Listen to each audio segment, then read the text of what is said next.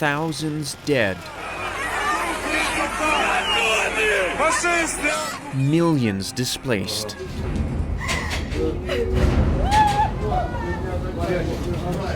Countless communities in ruins.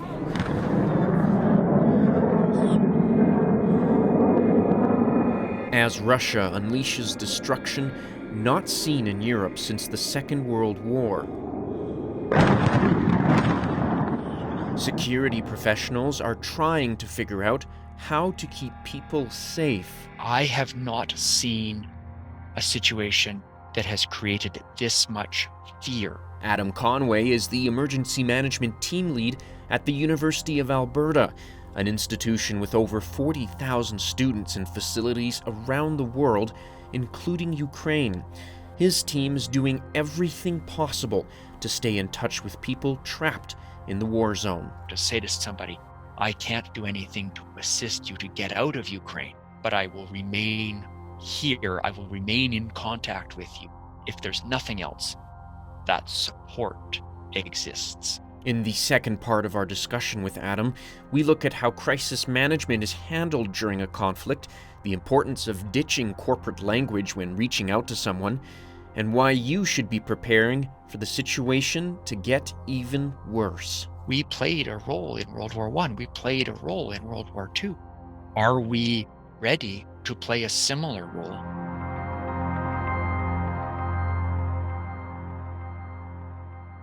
Hello there, I'm Tristan Field-Jones, and welcome to part 2 of our conversation with Adam Conway here on SitRep. Adam, for those who didn't get a chance to listen to the last episode, why don't you briefly introduce yourself once again and tell us what you do for a living? Sure. My name is Adam Conway, and I am responsible for emergency management and emergency planning at the U of A. So I make sure that the institution is prepared for a major response, and that is based around 4 concepts: reduction, readiness, response, and recovery from major crises. And we're going to touch on those 4 pillars in just a little bit. I think before we get into the elephant in the room being, of course, Russia's invasion of Ukraine, which we touched on a little bit in the last episode, why don't you explain to us how many people from the University of Alberta are or were in Ukraine and the facilities that are being threatened there? Yeah, so we have, as the University of Alberta on the Canadian prairies, we have a very large population of folks here that are affected directly in terms of some of their family and themselves by the war in Ukraine. We have, roughly speaking, about a dozen people who are directly impacted. We have a very small number of staff or students in Ukraine right now. And we also have some people from Ukraine who are coming to visit the U of A, who are applying to study here. And so we also have them. They're not our people yet, but they are going to be. And so we are also providing support and preparing to mitigate the effects of this thing on them as much as is in our power. Okay. I think that's a good way to describe the situation there, and like so many other organizations that are trying to cope with this ongoing situation, this shocking conflict, really. It just goes to show, again, as we mentioned previously, there is no such thing as, really, in a global context, there's no such thing as isolation for any large organization. In one way or another, you're affected by this. Yep, absolutely. And affected in some ways that are real and local, even though the conflict is occurring in Eastern Europe. We have, I have members of my team who are directly impacted by it. And so we have to respond to this almost as if it was happening to us right here, right now. Yeah. Adam, let's look at the 4 pillars that you referenced in the intro there: reduction, readiness, response, and recovery. And we did a deeper dive on this in the last episode. Now, unfortunately, under these circumstances, I'm not sure how much would have been able to be done to, reduce the threat of an invading army. I think it's maybe just a matter of mitigation at that point. But how did that plan and those pillars play a role as Russia attacked Ukraine? In terms of reduction, you're right. We do not have the power to play in geopolitics, but we can and we must play a reduction role in some of the effects of it, whether that is the emotional effects of having. We also have students from Russia. We have staff members from Russia here, and we want to make sure that there is no hostilities here. We want to be prepared to support all of those people. So we do take steps to reduce the psychosocial impacts to prevent that disaster from occurring. So that is ensuring that our students are aware of the psychosocial supports that are available, ensuring that we are prepared to support community members who want to voice their opinions and have signage and marches and rallies for a peaceful outcome. So that we gathered our crisis management team together, and one of our priorities was ensuring that people here were supported and cared for, and that those processes were ready to prevent future emergencies. We uh, Our reduction strategies have also kicked in with the new and evolving area of electronic warfare. So ensuring that as a research intensive university that we are protecting our data and protecting our systems against bad actors who may be wanting to take steps against the West in general, including Canada, and who would attack us using our cybersecurity vulnerabilities. So we are stepping up our efforts to protect our systems, to educate our people, and also to be aware of our vulnerabilities. Where are we sharing data in Ukraine or in Russia? Where are we receiving data from Ukraine and Russia? Where are we sending our finances? Do we have any financial transactions that are affected by this? And so we have financial data, we have student data, we have donor data, and then we just have big, huge buckets of institutional information. And so we know the key people for each of those data areas. And so we have taken them a list of questions and we have said, we need you to get the answers to these questions back to us so that we can have a good sense of our risk and our strategies and our vulnerabilities. And that way we can bring extraordinary institutional resources to solve any problems that we detect through that process. Adam, talk a little bit about how we use the other pillars of your crisis management plan, if you will. I would think that we're not necessarily into the recovery phase yet, but who knows at this point. But again, we touch very much on reduction, but I'm curious to hear more about readiness, response, and again, recovery, if we can even contemplate that. Yeah, so our response is well underway. We have activated our crisis management team and we use a rapid command and control decision making structure there. So we bring together our section chiefs who are able to determine the priorities at the moment. And then from that, we determine strategies to address those priorities. We take those out of that meeting, we go off and do our work, and then we come back. So currently, we're meeting about every 48 hours with that team. As the situation evolves and as we resolve our priorities, we then update our plans and roll out from there. As that gives us the ability to make decisions quickly, adapt them if we need to, and to do a recurring check on our progress towards our outcomes, whether those are establishing new systems or gathering information, or even in a situation like this where the questions change every day, ensuring that we are up to date on the things we don't know so that we can prioritize filling in those gaps as well. So, Adam, when you're dealing with a team that's halfway across the world, and again, you have to communicate to people on the ground whose lives may very well be at risk, how are you ensuring that that good information we talked about is getting to the right people and is being communicated properly. And I'm also thinking, how are you sifting through misinformation and disinformation while trying to get these accurate details out as soon as possible? We are, I think, relying on two streams of information. One is information from our government partners. They are providing the most credible information.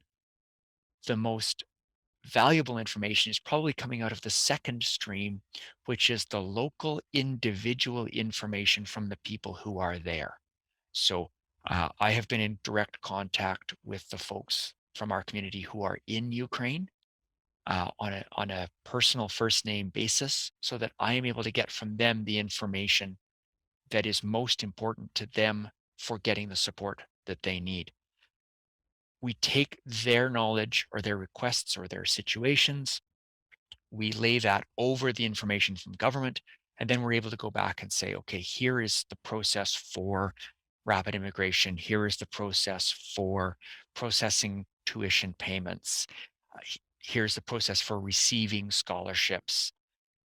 And if those systems don't work, here's how we're developing some backup processes to make sure that nobody is unduly affected by this in ways that we could control. So there's big a big vehicle of information from the governments, and then that is tuned and filtered based on the individual questions and responses that I get from the people who are there. You mentioned a little detail that I thought was really interesting, Adam, how you know these team members on a first name basis and you know a lot of the people that you're communicating with on a first name basis. Is how essential is that for you as a security professional during times like this? Because I picked up on that little detail and I thought it was interesting how you mentioned that as an important part of the plan overall. But I'm curious if maybe you think, you know, humanizing this is also just as crucial as coming up with the plan itself. I think in this scenario, stepping away from the kind of language that a government or a big public institution like ourselves defaults to is really important. And I spoke about this a little bit when we talked about the reduction piece as well. I have not seen a situation in emergency management at the University of Alberta that has created this much fear and this much uncertainty for the people who are directly affected. In previous crises, the bad thing has happened, and there is work to be done to reassure and reconnect. But in this situation, because the crisis event is still happening and is evolving and is changing, I think it is tremendously valuable to have sliced through the institutional language and large corporate language to make sure that the people who are directly affected know that there is a person, there is an individual human at the other end of it who is personally vested in their well-being and their support. There's a challenge in that, of course, which is not overextending the capacity of the institution, not making any promises that we can't make, etc. And when you get to a place where somebody needs something from you that you cannot deliver, knowing that there is a human being there responding, I think mitigates a lot of the uh, distress that comes from that situation. So to say to somebody, I can't do anything to assist you to get out of Ukraine, uh, but I will remain here. I will remain in contact with you the whole time so that you do have somebody here who is supporting you. And that support, if there's nothing else, that support exists. I think that's an incredible aspect that you're bringing to light here is remembering the humanity behind this and how important that is in circumstances like this, even in the world of, you know, corporate security. because there's all sorts of terms out there, where it can come across as maybe a little cold, a little clinical, if you will. And that's a fabulous point, Adam, that not forgetting that we're dealing with human beings, that real lives, real people are on the line here, instead of just looking at data and numbers and plans and strategies, is so crucial. And would you say, maybe, to other professionals who are listening to this or watching this, would you suggest that if they have people in Ukraine or in the area that are affected, would you suggest that that would be a really important angle to consider as well? Like, because again, it is an extraordinary situation. Yes, keeping it personal, keeping it as a human connection, I think is of vital importance. I think back to some of the really excellent examples of crisis communication that I've seen in the past. And I think about the McCain Foods listeria outbreak. And I think about the reassuring value of having very high up people at McCain Foods take personal ownership of that moment and establishing that, as we said, there is a human being here who is active and responding. It reminds me a little bit of when we teach first aid and we teach scene management to people and we teach them what to do if you are dealing with somebody who is injured and it's looking really bad, right? You don't say to the person, we're going to heal it up and it's going to be fine. We don't teach them to say everything's going to be okay. We teach them, to say, I will be here. I am going to stay with you. Help is coming. We're doing everything we can, or I am doing everything I can to carry this forward. It's tremendously valuable. And we did do some work at a formal level to make sure that we had assigned people affected by this to specific individuals. So, for instance, people who are trying to immigrate from Ukraine to here as part of their student process, there is a different group of people who are responding to them, but this very small group of people who are directly affected in country who are our community members.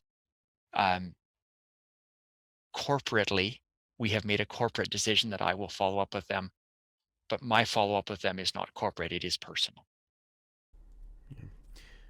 I'm curious how you're keeping in touch with people in Ukraine or team members in other parts of the world, especially since we've heard of internet issues, again, critical infrastructure is being targeted like power plants. What do those backup plans look like in terms of trying to reach people when the power may go out at any moment? Yeah, and I think reflecting our modern technology, our main workhorse is email, but our backup would be text messaging or even phone calls from the area. Very fortunate in that respect that everybody I am talking with speaks English, as my Ukrainian is not great. But I do have access literally out the door over there to some folks who do speak Ukrainian and who I can bring in. And um, they provide subject matter expertise, but they also provide uh, language and cultural consulting to me as well.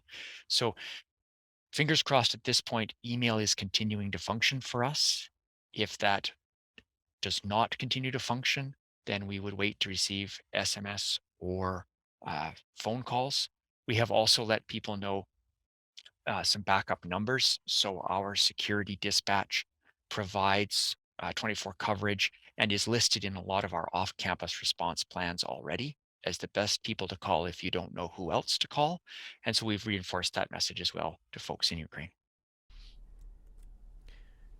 We talked about previously how at the onset of the pandemic, there was a flood of information and it was important to get that good information out there. Are there any lessons learned from the early days of the pandemic, or even the ongoing disruption caused by COVID-19? Any lessons there that are being applied to this circumstance, especially when it comes to information? I think because it is a war, because it is an armed conflict, we were already primed for disinformation, that we knew that a lot of things we were going to hear back were going to be, uh, to use the gentlest possible term, propaganda. That the parties to the conflict were going to use messaging to push a narrative. COVID gave us really good tools and good on the fly training on detecting and reacting to misinformation and being aware of the types of misinformation that were out there. So there are entire industries that have grown up around evaluating, disproving, or confirming misinformation. And so we are, I would say, hesitant to react to information on the first glance. So we receive a piece of information and we hesitate and we look for confirmation or we wait to see confirmation. We evaluate the source as well as the information, and then we respond based on that as well.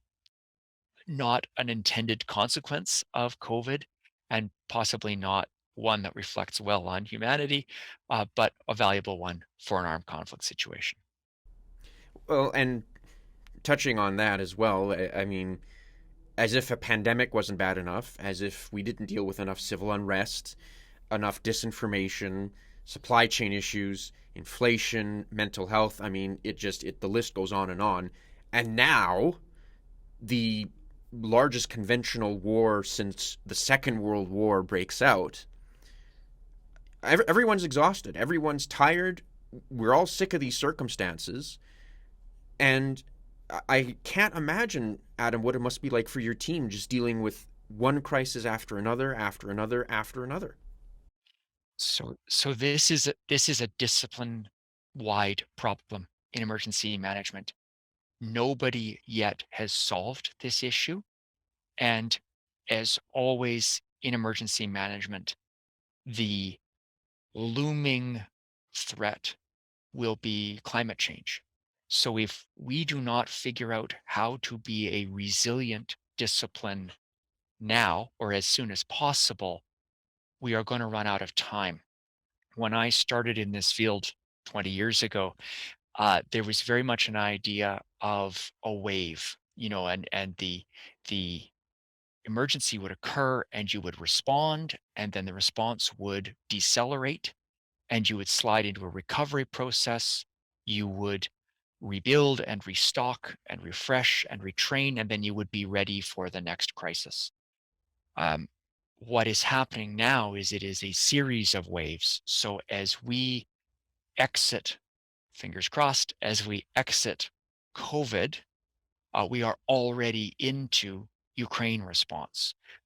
In Alberta, forest fire season started at the start of March. So we're going to spike into that. Now, the weather outside, fortunately, has made the risk of forest fires today somewhat remote. But it is very possible to get trapped into constant response and never having a chance to restock or refresh or retrain.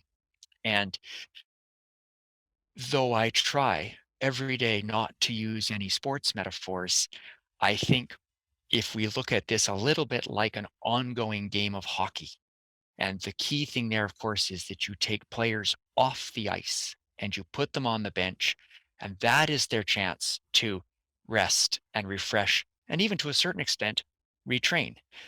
So when we take players off the field, we take them off the ice, we take them out of crisis response, we say to them, how is it going? What do we need to do to adapt our tools?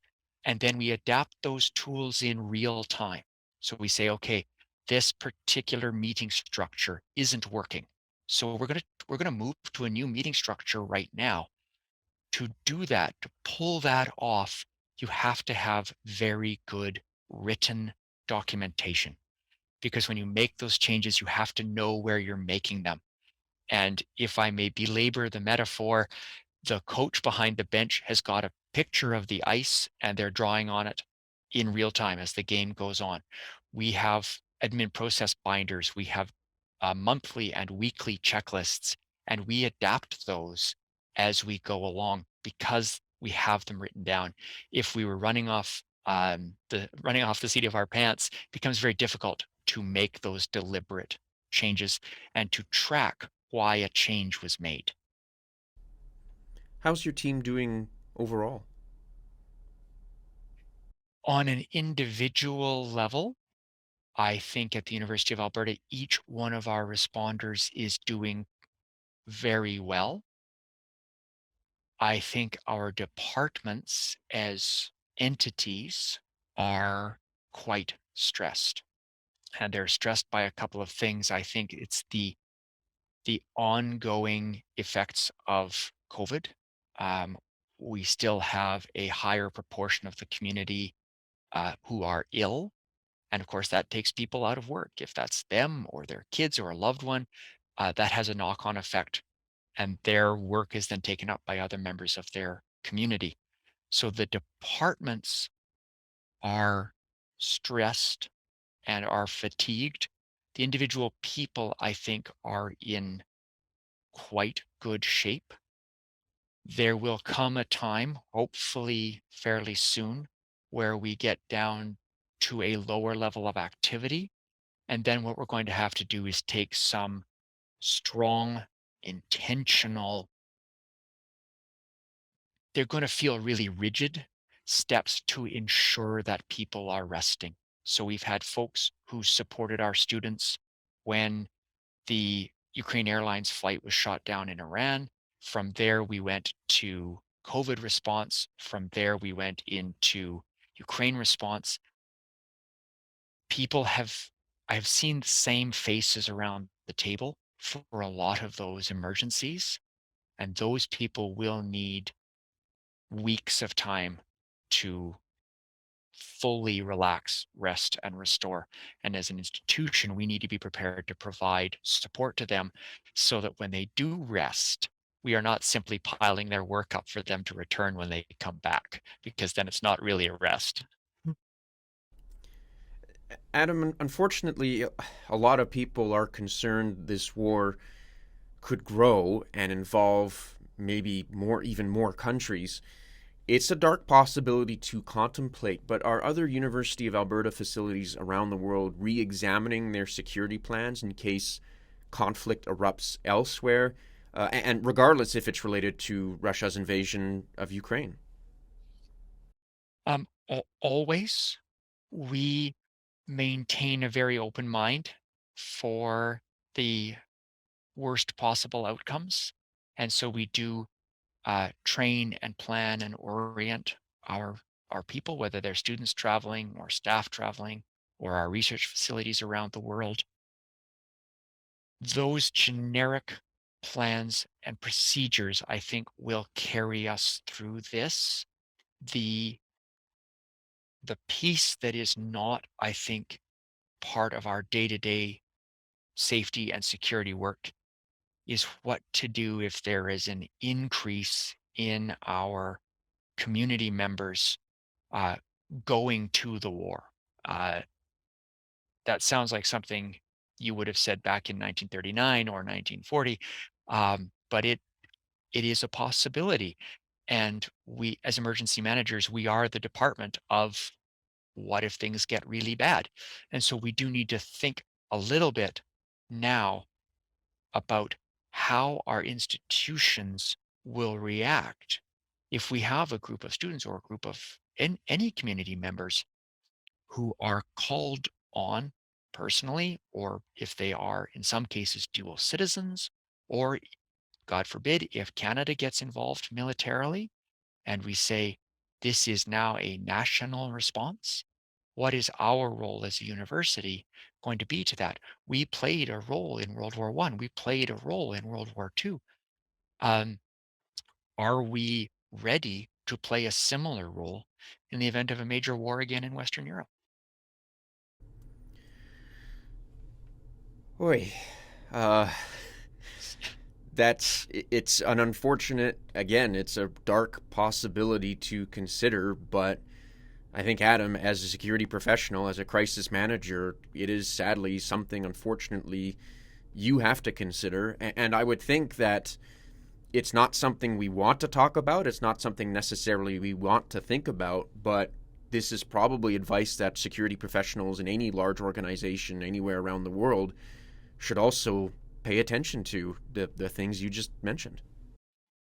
The one advantage we have over 1939 is our ability to connect globally.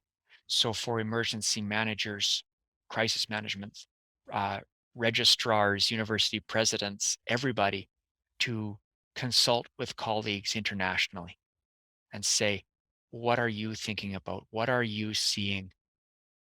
To evaluate each other's strategies, to evaluate each other's goals, and to respond as a community. That capacity has greatly increased with international and global communication technologies, which is good. And so, if you are looking at this situation and you don't know where to start, the possibilities are too overwhelming, your vulnerabilities are too big, there is a massive community out there of people who can help, who can change how you see a problem to tackle it, who may have solutions, who may be able to cooperate with you. So, for folks who are struggling to find a place to start, I think the best strategy would be to reach out to colleagues or even strangers through the various mailing lists or communities, forums, and say, I don't know where to start with this. What are you doing? And the answers you get back will be tremendously valuable. Yeah, I think that's fantastic advice for everyone trying to navigate the chaos, frankly, especially security professionals. Again, always try to end these episodes with something somewhat positive at the very least. And so, Adam, if there was some other advice or some other resources that security professionals could tap into, what would you advise, especially as the situation in Ukraine continues to evolve so rapidly? I think it's a couple of small things, maybe. I think it is probably time to bring your team together, whether you are bringing that team together once to do a gut check, or whether you want to bring that team together and establish a routine where you're checking in every week or so, depending on how active you are already. That would be very valuable. So I would say start internally with your team. If if that is not enough and you need more, I think starting with your government partners would be next. And then there are lots of networks out there. We participate in the Disaster Resilient Universities Network, which is a great listserv that people can get into and pose questions and get answers and get support. Those would be the key things I think to start with now. Okay. Adam, really appreciate your insight once again. If people want to find out more about how the University of Alberta is dealing with the security implications of the war in Ukraine, or if they just want to get in touch, where can they go to find more information on this? I'm always eager to get emails from peers in the field and give solutions where I can and learn lessons where I can and learn answers from others as well, because I certainly don't have all the answers at this point. Adam, I wish you and your team the best. Thanks again. Really appreciate this. Always a pleasure. Thank you so much. Adam Conway is the Emergency Management Team Lead at the University of Alberta. I'm Tristan Field-Jones. Thank you for listening to this week's edition of the podcast. If you'd like to get in touch, you can email me at sitrep@samdesk.io or follow us on Twitter @samdeskofficial. Until next time, stay safe out there.